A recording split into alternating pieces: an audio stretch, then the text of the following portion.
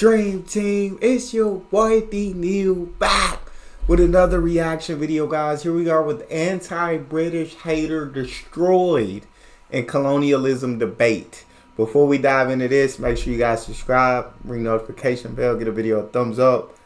Let's hear this destruction. Finally. Love his voice already. Finally. Love his voice. Alright, I'm sorry. Someone has stood up to the anti-British hater that is Narinda Kaur and called out her bitter nonsense and put her in her place, as you'll see.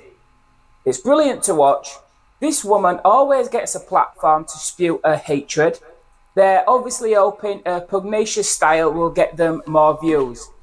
She was even given a platform on National Breakfast TV on St. George's Day to say the English have nothing to be proud of without anyone there to counter her hatred. She is free to say what she wants, but there is never anyone to push back on it until now. And the pushback came from Ralph Endel Manku from the New Culture Forum. The British Empire is responsible for the genocide of hundreds of millions of people, she says. That is simply not true, as Ralph points out. Professor Nigel Bigot wrote this book, a book that has 129 pages of notes alone, and he says it's nonsense. So I think I'll be taking his word over that of an ex-Big Brother contestant. She continues to spew I'll be taking his word over that of an ex-Big Brother contestant. out more nonsense, and then just becomes angry, as usual. She refers to India as back home, and says Britain is a horrible place where she faces racism. Well, why hasn't she gone to live in India then if Britain is so bad? Ralph, who happens to be I don't know if you can say that. I understand what he's saying, but I don't know if you can. If somebody hate where they or got issues with the country, you can say, well, you're not allowed to say, well, then just go back to where you're from no more. I don't think you're allowed to say it no more. I'm sorry. But, I mean, while the British did so many great things, what they did to India was an atrocity. You feel me? It was absolutely awful. Now, I'm not saying the British Empire was completely awful because shout out to British. They freed the slaves. They stopped the slave trade. They did a lot of great things in the world. But, I mean, like every empire, they also had their fair amount of evil. You feel? All right, but continue, my guy. He points out that India happens to be in the top 5 most racist countries in the world. Really? India, under British colonialism, abolished some of the barbaric practices they used to inflict upon women. I don't know much about India's past. I know that India is actually like the most diverse country in the world. So I don't know about this. Top 5 most racist? I got who decided that? I don't know if I agree with that one. Alright, but continue.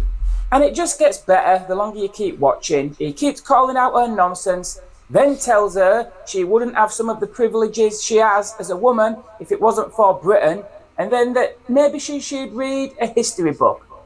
She just gets angrier and angrier and then starts to call him a liar.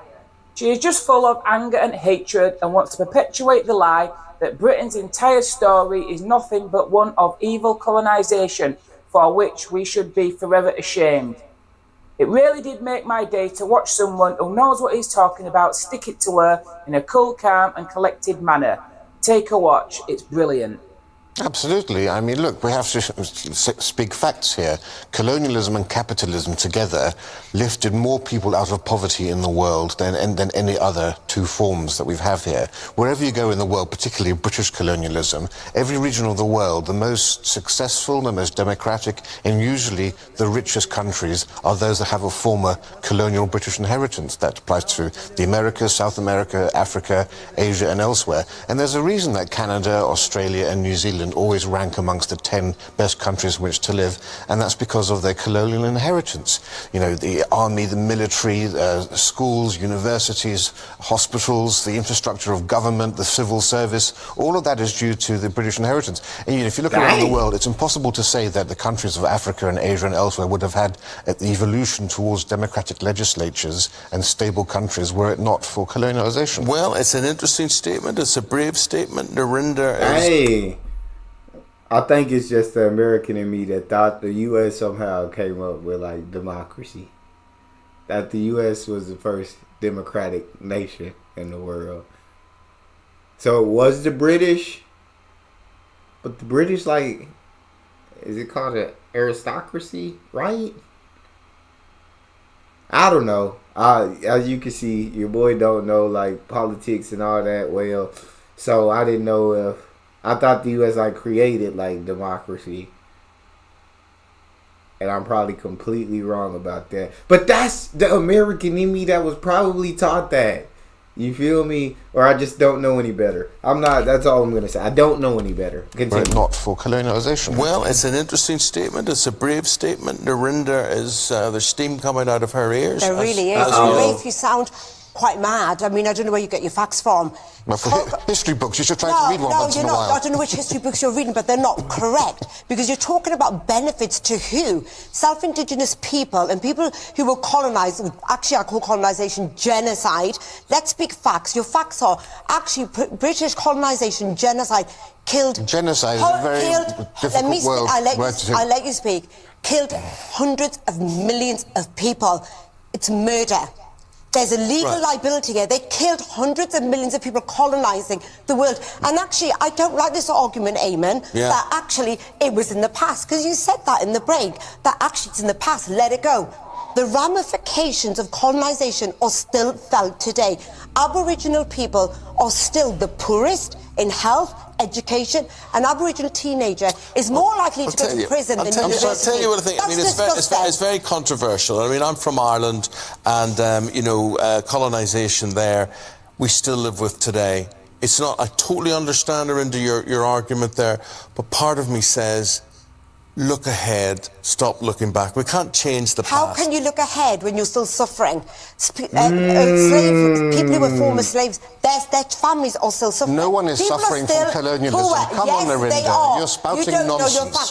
Firstly, hundreds of millions of people... Hundreds of millions of people were murdered. Rafe, you don't know your facts, and I feel sorry for you. Narinda may be saying, everything you said may well be true, but Narinda basically is saying, it wasn't worth the price that was paid. Well, it's absolute nonsense. Firstly, excuse me, it's now my turn to speak. Thanks so much.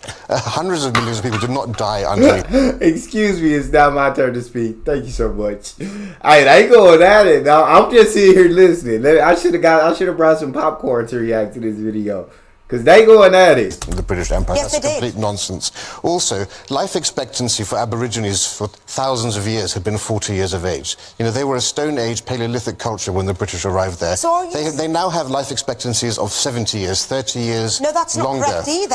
I'm sorry, I'm giving you the absolute facts here. Their life expectancy is decades less than white Australians. And there are many reasons for that, but it's not due to colonialism.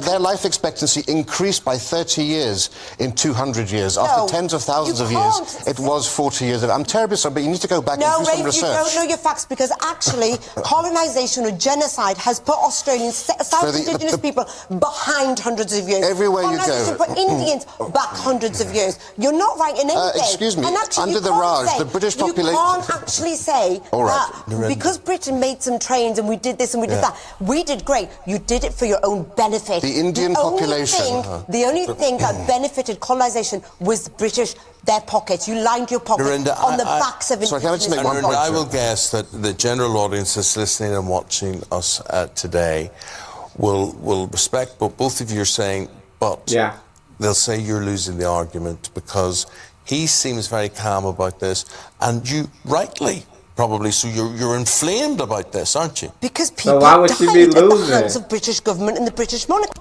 I think that's weird to say just because she's arguing in a more passionate sense that she's losing. I think you got to listen to the context of what both of they're saying. I don't know all the facts myself, so I can't speak up. I will say that I am listening to what both of them are saying, and I will say that British, like every empire, everyone that's ruled anyone, have done evil things. 100%. They have. I mean, it's 100% facts. I will say British has also done great things. 100% facts. You feel me? So it's like, I guess both of them could be right in a sense. You feel me? Where both of you guys could be right now. But I guess what they're arguing about was the price of it worth it. Like I said, I don't know too much facts on myself, so y'all hit me in the comment section. Let me hear what you guys think. I'd be very intrigued. I'd definitely be very intrigued. Because, yeah, I don't know. I'm going to let them keep going. Flamed about this, aren't you? Because people died at the hands of British government and the British monarchy. All right, I'm sorry, can I just interject here? here? Let me finish now. Well, you've spoken for quite a while, actually. People died, Eamon. Right. Hundreds of millions of people died. Okay, how do you respond to that? Under the Indian Raj, the population of India increased from 170 million to 450 20 million died in the Bengal famine. The whole cyclical famines of India ended because of British storage techniques and malnutrition projects. You're actually lying about your facts. Well, I'd love to have a longer discussion where I can expose the nonsense that you're spouting here. Also, the British advanced women's rights in India. The history of women in India is one of oppression. The British banned sutti, the burning of widows on the funeral pyres.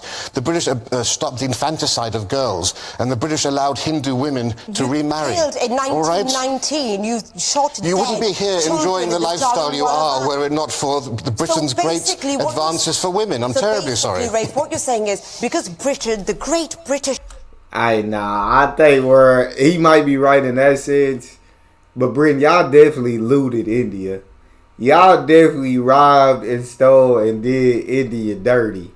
I watched a lot of videos on that topic as well, dog. Y'all did them nasty. Y'all went over there and took everything, you feel me? That's what empires do. That's what empires do. But to say you went over there and y'all did great things for India, I don't know if the women thing might be right, but y'all did India very nasty, you feel, overall. But, yeah. I mean, I need to see receipts. I guess that's why you should do your own research. Don't listen blindly to anyone. Figure it out for yourself at the end of the day, so you have your own receipts to fall back on. Because I don't know history well to where I don't know who's right. They could both be right in this situation. I'm not sure. Y'all type to me in the comment section how y'all feel. But keep it rolling. Advances for women. I'm terribly sorry. Rafe, what you're saying is because Britain, the great British Empire, we went there and we advanced social justices and all that. Therefore, I'm lucky. I'm not lucky if my ancestors were murdered at the hands of Your ancestors are also my ancestors. We're both Sikhs, all right? So don't speak as if you have complete domain over this. All right? I'm not lucky. You are absolutely lucky. Aboriginal people are not lucky because of British colonisation. British colonisation was genocide. I'm saying as a woman, as an Indian woman, you are lucky because of colonisation, because your life would not be as... I live in a country where I face racism. I could have been back home, and actually India could have been richer. Thankfully, we are richer now. Thankfully, India is one of the world's 5 most racist countries. I'm terribly sorry to break it to you. That's got nothing to do with colonisation.